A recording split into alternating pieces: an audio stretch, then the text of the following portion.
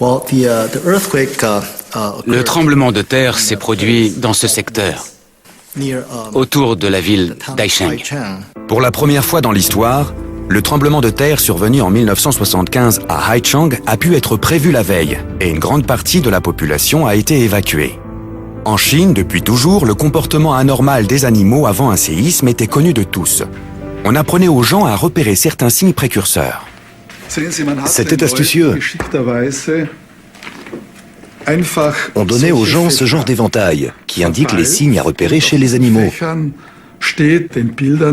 Par exemple, des chevaux qui s'effarouchent sans raison apparente, des poissons qui sautent hors de l'eau, des poules qui se perchent sur les arbres, ou des serpents qui sortent de leur trou.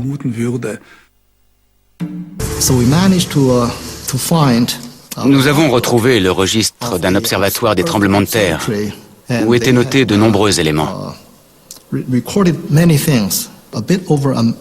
Un bon mois avant la secousse, des enfants avaient trouvé un serpent d'1,25 m de long.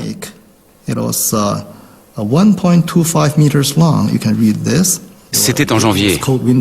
À cette époque-là, il fait très froid dans le nord-est de la Chine. À tel point que lors du séisme, plus de 300 personnes sont mortes d'hypothermie, mortes de froid, faute d'être suffisamment abritées.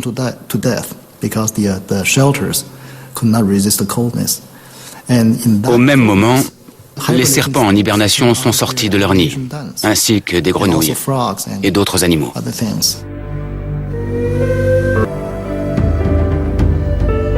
L'observation des animaux avait joué un rôle important dans la prévision scientifique des tremblements de terre.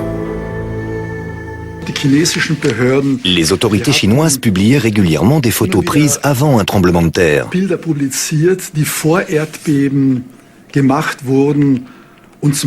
Par exemple, avant celui survenu le 16 août 1976 à Songfang et Bingwu dans le Sichuan, des rats se réfugiaient sur des poteaux électriques.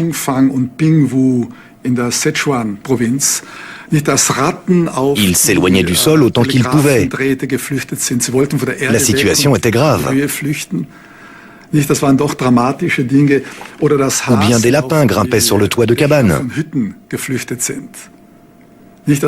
Ou encore, autre phénomène régulièrement observé, les chiens devenaient très agressifs. Et personne ne comprenait pourquoi.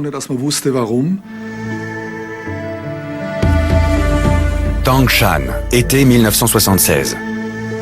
Un tremblement de terre a détruit cette ville du nord de la Chine. Cette fois, les autorités n'ont pas évacué la population. D'une magnitude de 7,8, ce séisme est le plus meurtrier du XXe siècle. De nombreuses sources témoignent de comportements inhabituels des animaux. En outre, les sismologues ont enregistré, avant la catastrophe, des ondes électromagnétiques anormalement puissantes. Je suis certain qu'il y a dans le sol des signes avant-coureurs. Les animaux n'ont pas de sixième sens. Ils ressentent tout simplement des signes géophysiques.